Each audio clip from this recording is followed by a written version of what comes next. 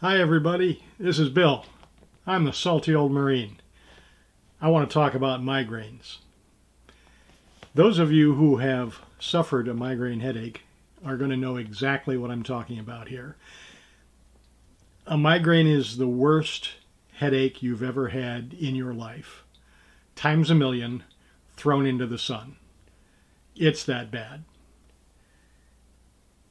Before I ever had a migraine, I knew that there were such things, and I thought it was just a bad headache, an extra bad headache. In fact, I even would say things like, why don't they just take some Motrin and get over it?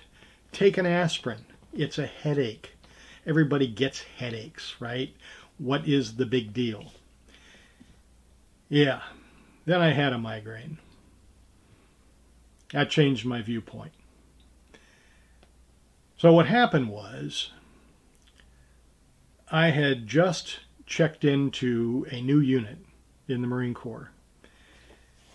And I came in through an unusual route. I had previously been a reservist, and I had then previously gone to officer candidate school. And then I chose to reenlist rather than complete officer candidate school and my 4-year degree.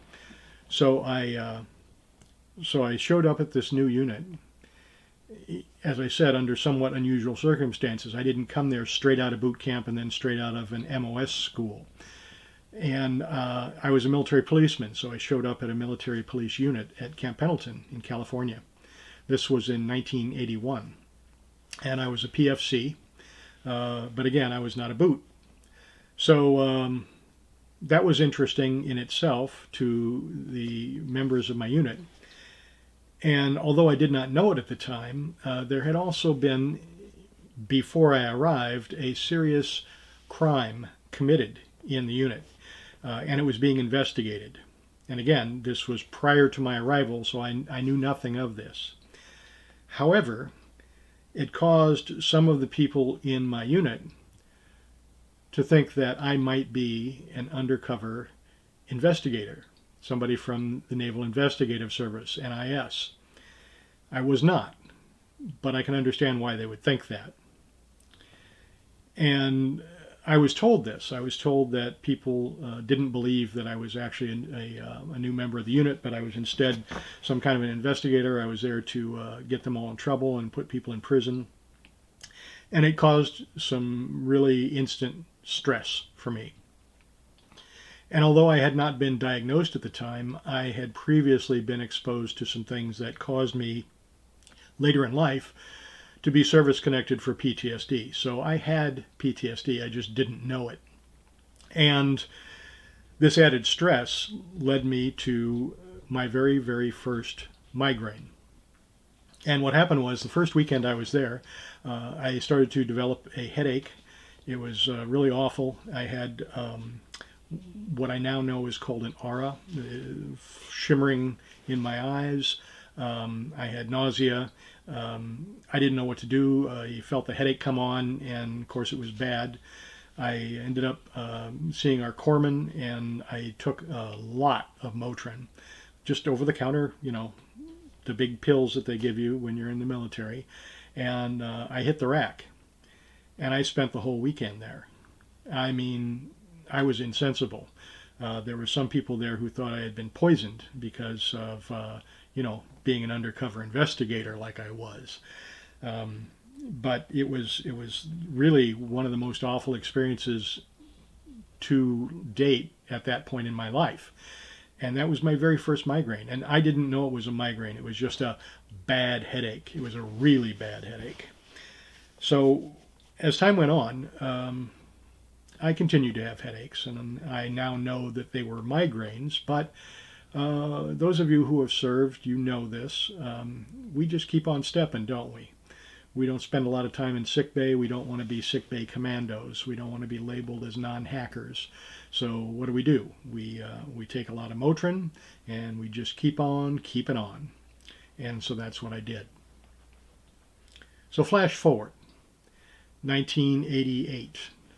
I was out of the military at that time, and I had gone to work for a metropolitan police department in Denver, Colorado, one of the major suburbs, and I was a police dispatcher. I was a civilian. I took 911 calls, and I made radio broadcasts to the police officers, sending them here, sending them there, etc. I had to prioritize emergency calls and send officers to the right places at the right time, and so on. In any case, I suffered another migraine attack while I was at work, and we had big computer screens. There were glass tubes at that time. We were one of the first in the country to have computerized dispatch, so all this stuff was on computer screens. And I noticed that there was a glare on the monitors. I couldn't see them very well. I'm covering one eye and trying to look, and covering the other eye, and I'm like, what in the world? It's all shimmery. And then the headache hit, and the nausea, and I couldn't think. I couldn't concentrate. It was horrible, and I didn't know what it was, and I didn't even reflect back on my time in the Marine Corps at that point. This was new to me, well, for all intents and purposes. So I was a little scared as to what it was. I mean, I'm thinking brain tumor. I'm thinking cancer of the brain. I don't know what it is, but I knew I couldn't drive home. I couldn't just say, well, I'm sick, I need to go home, and then drive myself home. I was incapable. I could barely walk, let alone drive anywhere. So I called an ambulance, and the ambulance took me to the emergency room, and they ran a battery of tests on me, and they said, you're having the classic symptoms of a migraine. That was the first time I was ever officially diagnosed as having a migraine. And they sent me home. And I had an apartment with a friend of mine, and so I went to my bedroom and I closed the drapes. It was the middle of the day, and I turned out the lights, and I laid down in bed. We didn't have things like noise-canceling headphones or anything at that time, so I basically pulled the covers over my head. I couldn't watch television. I couldn't listen to the radio. I couldn't read. I could do nothing. And again, those of you who have had migraines, you know exactly what this is all about. So I suffered through it, and some 24 or so hours later, I came out of it. I was weak. I was debilitated. I felt like, throwing up all the time, but, it was over. So I eventually slowly started returning to normal, and of course the next day I went back to work again. Unfortunately, I had a series of these. I had like 4 or 5 in a row. Inside of a couple of months. And due to that, the police department put me on probation for violation of sick time, abuse of sick time, as they called it. Even though I had not used all my sick time, using it in such a fashion they considered abuse. And they did not believe that I was having migraines, even though I had been taken to the hospital and had a diagnosis of migraines. So they put me on probation, and they said if I called in sick again, I would be terminated. So I did not call in sick again. I returned to the ways of the military, which is push through it. Just get over it. Take a lot of Motrin and move on. So I did that. However, I did end up quitting my job because I was afraid that at some point my migraines were going to cause me to lose my job. Interestingly enough, that also signaled the end of my career in law enforcement.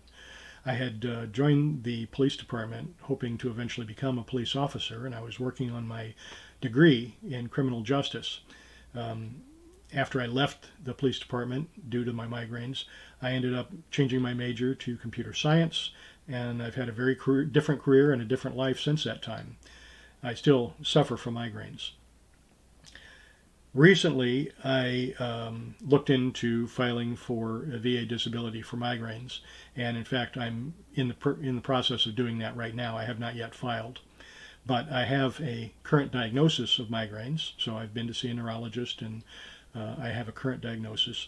I have medication for migraines. It's a once a month shot that I stick in my thigh. Right, it's kind of painful actually, but it seems to be doing me a world of good. My migraines have gone from once a week or so to once a month or twice a month, something like that, but nowhere near the frequency they were. I'm also having what they call silent migraines, which is to say I get the visual aura, I get the nausea, I get the sensitivity to light and sound. I have to put my head down, I have to cover my eyes, I have to put noise canceling headphones on, but I don't get the headache that attends that.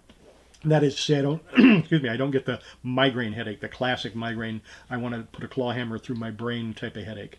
I get a headache, but it's more like a regular headache. It's something that I can manage with medication, and it doesn't make me want to jump out a window or set myself on fire to make it stop. Again, those of you who have migraines know exactly what I'm talking about. So anyway, all this to say, I am putting in my claim. I have a current diagnosis. I have an in-service event. I have gathered what they call buddy letters, statements from coworkers, statements from my spouse about the migraines that I've suffered and how they affect me in my daily life, how they affect me in my family life, my social life, how they affect me at work.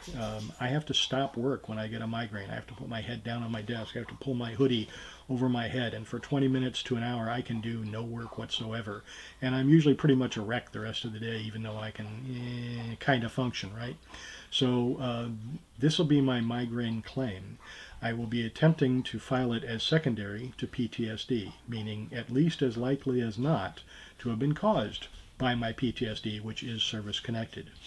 To that extent, I've asked a psychologist who specializes in this sort of thing to write a nexus letter for me after reviewing my records, and if he agrees that this is at least as likely as not to have been caused by my PTSD, then he'll write that nexus letter and I will include it in my claim. So that's my migraine story. I hope this has been useful to you. I'm Bill. I am the Salty Old Marine.